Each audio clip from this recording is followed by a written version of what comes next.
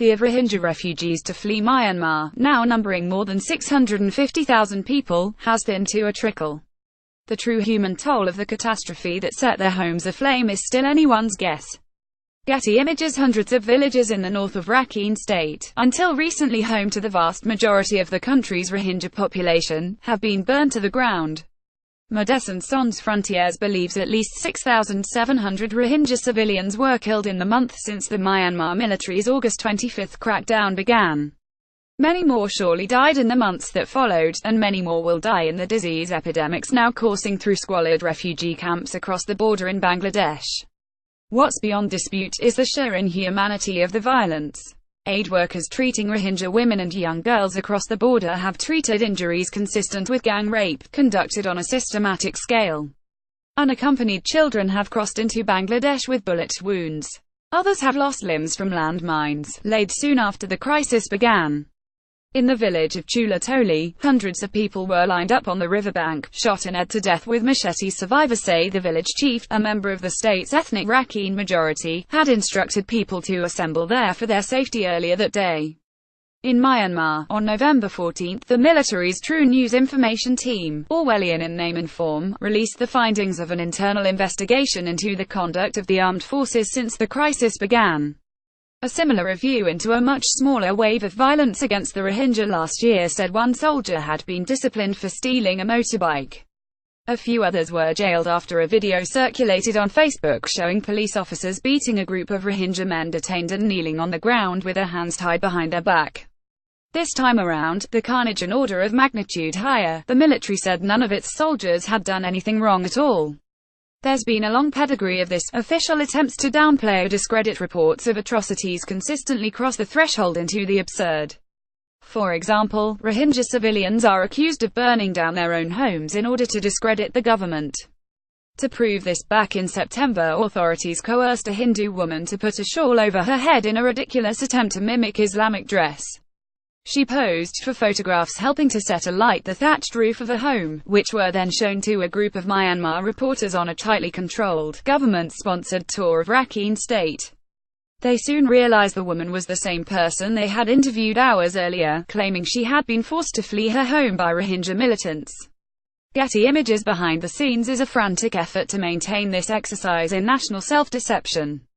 The government has blocked UN representatives from coming into the country to investigate the extent of the violence. Foreign journalists are all of a sudden finding it a lot harder to get visas.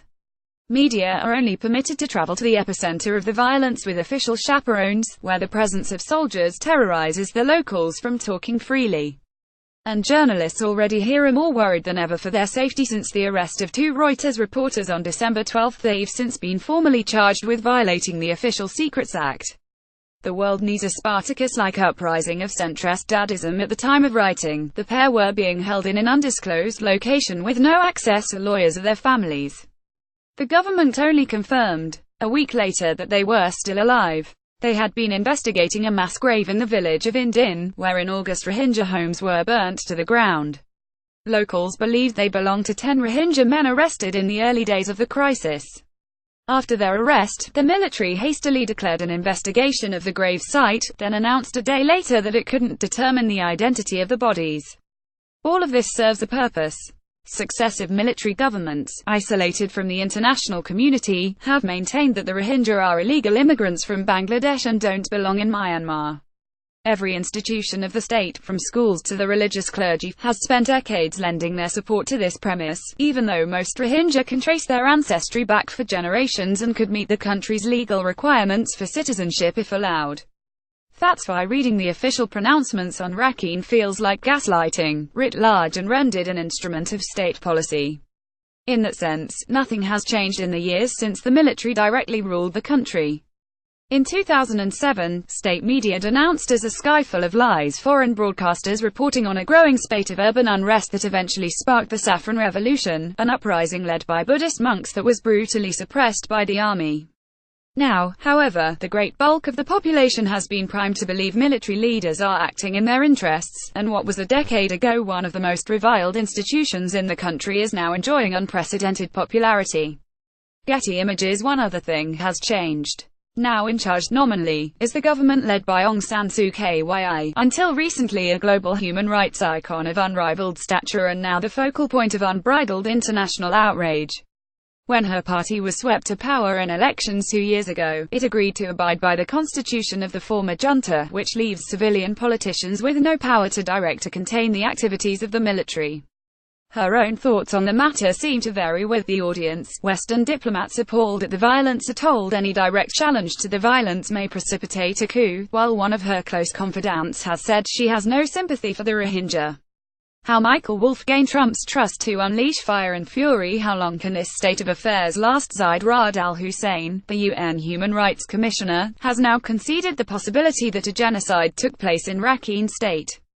The central plank of the government's justification for this crisis, that the violence was a proportionate response to attacks by Rohingya militants, has been undermined by reports of a military build-up in the weeks before the attack began. Getty Images. Both the United States and the European Union have been reluctant to reinstate sanctions, lifted in recent years in recognition of efforts at democratic reform. Any hope of UN action is off the table. China and Russia's representatives to the Security Council have seized the chance to back Myanmar, and endear themselves to a country that had, before August, been drifting into a Western orbit. Meanwhile, Myanmar's government has said a deal to repatriate the Rohingya who fled the violence, signed with Bangladesh late last month, demonstrates its commitment to resolving the conflict. How many of those refugees would be willing to return to a country that doesn't want them? Villages were still burning at the start of December. It's been 3 months since the government of Myanmar announced the end of its clearance operations in the area. It's been 2 months since the UN Security Council condemned the military for excessive force in the crackdown. It's been 4 weeks since Myanmar signed the deal to bring home the refugees. But the villages were still burning. Sean Gleeson is an Australian journalist based in Yangon. Like this, read more: The Rohingya and Myanmar's Buddhist Bin Laden. Theo James on his refugee story, From Past to Present.